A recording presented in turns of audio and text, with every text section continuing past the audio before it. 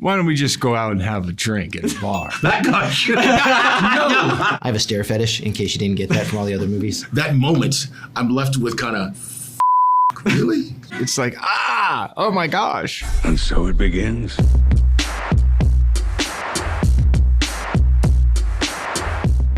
Well, speaking of just punishing sequences, the one that I really want to ask you about is the staircase sequence in this one, because, my God, like that's banana that's cake. a lot of stairs, man. Yeah, Like, I didn't get to do that. I had a wonderful stunt man. Well, for the full, but I mean, you're still going up those stairs. Oh no! Yeah. Don't get me wrong. Yeah. There was a lot. I did like 90% of it, but there's a stair fall that was professional. Sure. Well, But yeah, that was very intense. the other sequence I'll ask about is the Arc de Triomphe and just being surrounded by all those cars. I mean, are you taking those car hits, or again, is that? Those are trained professionals. Yeah, okay. I'm throwing people into cars. Sure. I'm like, yeah. So, yeah, I'll leave that to the professionals. Sure. I have a stair fetish, in case you didn't get that from all the other movies about throwing stunt guys. It's either car hits or stairs, right? I can't figure out why. Or chopping things off hands. I don't know. It's very dynamic. I mean, Something like hits very you, stigmata, right? So I think Keanu showed up on the first day and showed up to the bottom when he runs up, checks his watch. And that's a real honest reaction. He looks up, he's like, I just think he actually realized, like, oh, we're gonna spend the next 2 weeks here running up and down. Yeah. It was pretty funny. How do you imagine their lives outside of this work? Like, do you guys have like built backstories for who they are outside of the assassin world? Oh yeah, I think Winston goes back to his East Side brownstone and plays a lot of Wagner.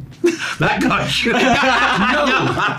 No, because I was imagining, him. You really imagine they live. You don't say they live together. No. But I mean, he goes back to the coolest loft in the world, and Charon goes to like this really nice little apartment, and he's got some kind of pet, and he likes to watch Jeopardy. Sure. Yeah. I mean, he definitely likes dogs. He gets along with John's dogs. So Yeah.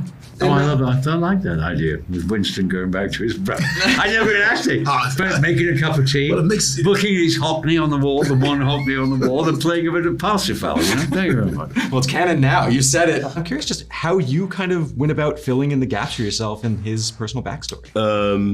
For me, what was the sort of defining sort of characteristic of Bowery King was when John Wick gets in trouble in that second movie and everything looks like it's gonna go right into the toilet, and he pulls this marker out and he hands it to some guy, and then suddenly you're in this underworld that's underneath the Continental and way underneath the high table. You're like, what's going on?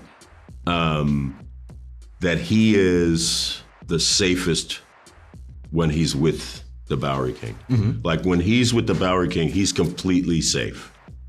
That for me was sort of the defining thing. Man has to look his best when it's time to get married. Or buried. When you have a character who's introducing him to people as nobody, do you have a certain like extra feeling of responsibility to figure out who this person is behind all the mystery? Of course. I think with any character, you have to do a lot of research, for me at least. And for this one, because I find he's one of the most human characters in the franchise, because he's the audience. He's the guy coming in from the outside world into their world. And so what I told Chad was, what if the tracker was studying every John Wick film as if it was a documentary? And so I built this whole backstory that he was just a student, and I would put photos of Keanu in my trailer from the different John Wicks, and it was like a timeline, and like this was the movie that tracker was gonna have his moment, and then he'd go on to his next mission. So that was kind of like a bit of a backstory that I built for him, which was fun for me, and obviously that doesn't make it on the screen, but it helps anchor me and gives him that those qualities that, you know, folks like you like. Well, now I'm gonna be just thinking, every time I watch the first three, I'm gonna be like, oh, he's tracker's out in the back. Like, you're just out of definitely in every bush, behind every nook and cranny, you know, and all the John Wick films. You know, try to make audience happy, even they watched 1, 2, 3, and then a little pressure because we have to. They're gonna be cheered, and also we are new face, so some freshness bring into the movie.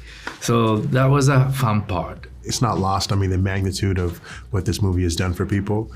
But at the same time, you know, I rose to the occasion, I took responsibility, and I said, all right, Chad, I'm ready to get down and dirty. I'm gonna tussle with Keanu Reeves. Knowing how many bodies you're throwing at Keanu Reeves, I'm curious if there is a stunt person who has the record for being killed the most times by John Wick. They're actually, no lie, I swear to God. Keanu's very tight with the stunt team, obviously. Keanu actually gave T-shirts, is like 3 different like the under 10, how many times you died in a sequence, sure. And then the 10 to 15, and then I think 2 of our guys, yes, we know who died the most in a sequence. And I think it might have been one of our guys, Bruce. It's either Bruce or Jeremy, or maybe even Lee. The 2 biggest ones were the Stair fight and the Arc de Triomphe fight. I think it was the same guy, and he got like 18 kills. But then our jiu-jitsu instructor, Dave Camarillo, had the most number of dog attacks, both in rehearsal. He's crazy. I mean, he got a T-shirt, can't give it to you for like 100 dog attacks. Like he did like 100. He was like the dog guy. The dogs just loved to play with him, so that was the guy. What is the recovery process from making a John Wick film? And also just, is there a sequence that left you with kind of the biggest ouch? Let's see. You know, I think part of the pleasure of these films is the training and all the action, because it's fun and it's a way to express the character. You know, his struggle, getting knocked down, getting back up, fighting for what he wants, believes in, fighting for. And in terms of the ouchies, you know, we're doing action like 10 hours a day. So for me, recovery is all about cold water. Last words, Winston? Just have fun out there. I think there's a comparison to make between you and Tom Cruise, because both of you have just an extreme love of cinema. You guys love movies so much. And Check. Again, you both personally put yourself on the line. You throw yourself into this action so much. Yeah. I'd love kind of your perspective on what he does in the Mission Impossible movies. And also, I mean, just your thoughts about how Ethan Hunt would step up against John Wick. Why don't we just go out and have a drink at a bar? Sure. Peacefully kind of, they're on the same side. Yeah.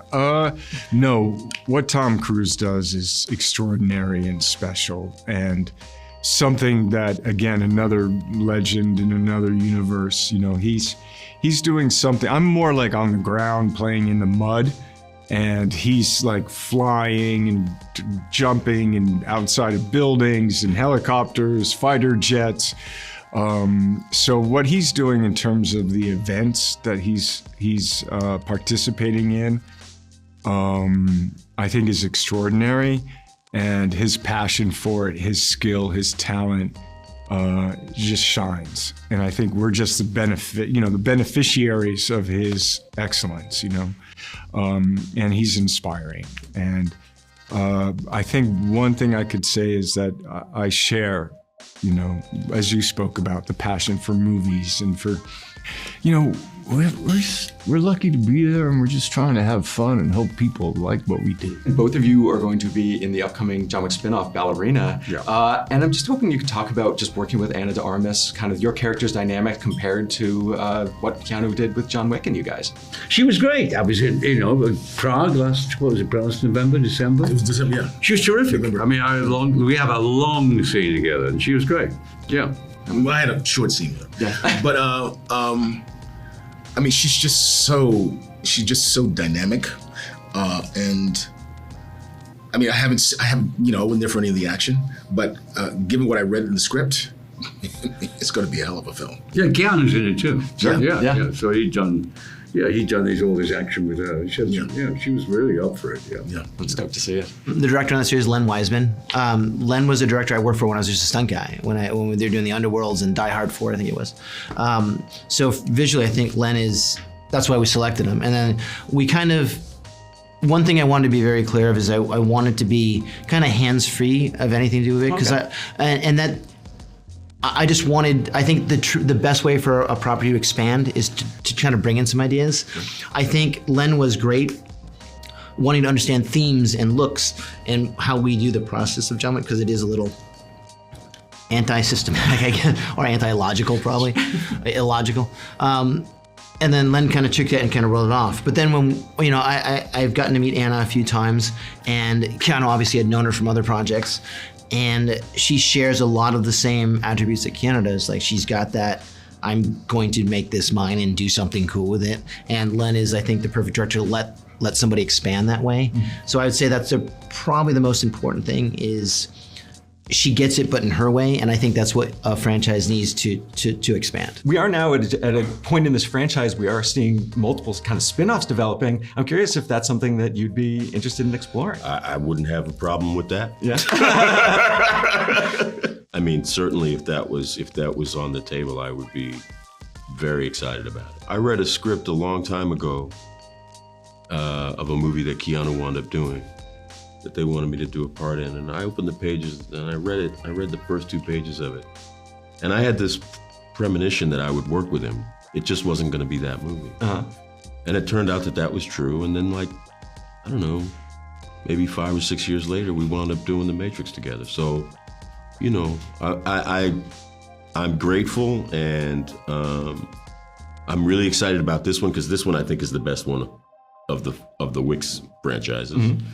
And whatever the gods have for us, the cinema gods have for us out there, I'm waiting. You and Donnie Yen, like, that's just 2 legends right there on screen. Tell me just about the process of building that scene and working with Donnie Yen. It was so fun. We had no rehearsal before shooting together, but on set, we put the idea together. Matching for each character's emotion and choreograph, everything. So he said, how about this? Oh, if you do, I can do this. And then boom, boom, boom, boom. Okay, shoot. And then 1 take, 2 takes, done. And then high five. So collaboration was so easy and exciting and so much fun. At the end of the last movie, there's a bit of ambiguity regarding whether or not Winston shoots John Wick because he knows that he'll survive falling off that roof, or whether he does it out of pure self-interest. And I'm curious just your perspective on that matter. Well, I'm going to just say, of course he knew he was wearing a bulletproof vest. Winston's an expert marksman. And knew that he would survive, bounce off a car 55 stories down, and survive somehow, be taken care of by the Bowery King. It was no way in self-interest whatsoever. Yeah. It's the bouncing on the way down and the landing that I had the question about. But well, we looked over together, man. Well, I was gonna say Charon fully accepts he what he does. Yeah. So when you say accepts, I mean it's done. I mean, there's nothing to do about it. And he's Winston. He's like, I'm his guy. Sure. But I mean, that moment, I'm left with kind of, fuck, really? Shit. And then, that'll probably be edited out. But yeah, that was what I was thinking as a character. I'm a big fan of your Constantine, and the fact that you're going to be making a sequel is very exciting. We're trying. I don't know if it's going to happen. Well, I'm hoping it does. And just one question that I have is, do you think that you might go blonde this time, if it happens? I know I'm playing a different Constantine than the comic, and I do get in a bit of trouble for that. I know, but then I would be gray. Well, maybe he dyes it and he thinks blonde's a good color. Yeah, I don't know if I look good as a blonde, but I appreciate that, and I do. Yeah, hopefully I get to do it, but I don't know. Hey, DC's working on some interesting things. They got Elseworlds going, so yeah. Hopefully we can play.